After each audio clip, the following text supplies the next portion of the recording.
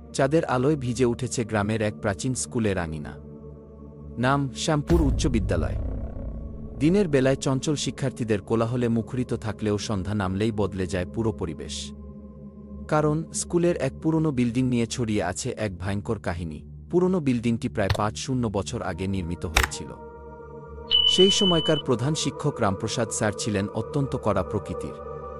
কথিত আছে, এক ছাত্র পরীক্ষায় নকল করায় রামপ্রসাদ স্যার তাকে তালা মারা ঘরে আটকে রেখেছিলেন একদিনের জন্য। সেদিনই হঠাৎ বজ্রপাত হয়, আগুন লেগে যায় সেই ঘরে, আর সেই ছাত্র জীবন্ত পুড়ে মারা যায়। এরপর থেকেই শুরু হয় অদ্ভুত ঘটনা। ছাত্রছাত্রীরা মাঝে মাঝে দেখে সন্ধ্যার পর বিল্ডিংয়ের জানালা দিয়ে একজন ছেলেকে তাকিয়ে থাকতে। কেউ কেউ আবার শুনেছে কান্নার শব্দ, কারো পায়ের আওয়াজ, কিন্তু আশেপাশে কেউ ছিল না। ধীরে ধীরে ভয় ছড়িয়ে পড়ে এবং স্কুল কর্তৃপক্ষ সেই বিল্ডিংটি বন্ধ করে দেয়। ৫ বছর পর আরিফ, একজন নতুন শিক্ষক, এই স্কুলে যোগ দেন। তিনি ভূতের গল্পে বিশ্বাস করতেন না। তিনি যখন শুনলেন এই সব কাহিনী, হেসে উড়িয়ে দিলেন। একদিন সন্ধ্যায় সাহস দেখানোর জন্য তিনি সিদ্ধান্ত নিলেন পুরনো বিল্ডিংয়ে রাত কাটানোর। চাবি নিয়ে ঢুকলেন ভেতরে।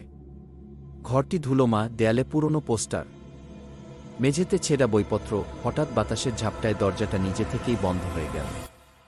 আরিফ কিছুটা চমকে উঠলেও নিজেকে সামলে নিয়ে বসে পড়লেন এক কোণে। রাত ১-২টা, হঠাৎ কোথা থেকে যেন একটা ছেলেটার কান্নার শব্দ ভেসে এলো।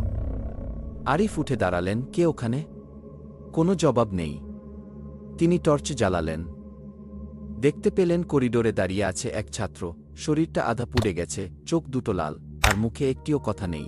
আরিফ দৌড়ে দরজা খোলার চেষ্টা করলেন, কিন্তু দরজা বন্ধ। পেছনে তাকিয়ে দেখলেন সেই ছাত্রটি ঠিক পেছনে দাঁড়িয়ে। এক মুহূর্তেই চারপাশ অন্ধকার হয়ে গেল। চারদিকে শুধু ছেলেটার কণ্ঠ। স্যার, আমি তো নকল করেছিলাম, কিন্তু মরতে চাইনি। পরদিন সকালে স্কুলের চত্বর জড়ো হয় পুলিশ আর স্কুলের স্টাফরা। আরিফ স্যারের শরীর স্কুলের ভেতর পড়েছিল, চোখ খোলা, মুখে এক ধরনের ভয়ের ছাপ। ডাক্তাররা জানাল হার্ট অ্যাটাকে মারা গেছেন। কিন্তু আজও রাত নামলে কেউ কেউ শোনে সেই ছাত্রের কান্না। আর পুরনো বিল্ডিংয়ের জানালায় দেখা যায় একজন শিক্ষক দাঁড়িয়ে আছেন, যেন কিছু খুঁজছেন, হয়তো প্রায়শ্চিত্ত।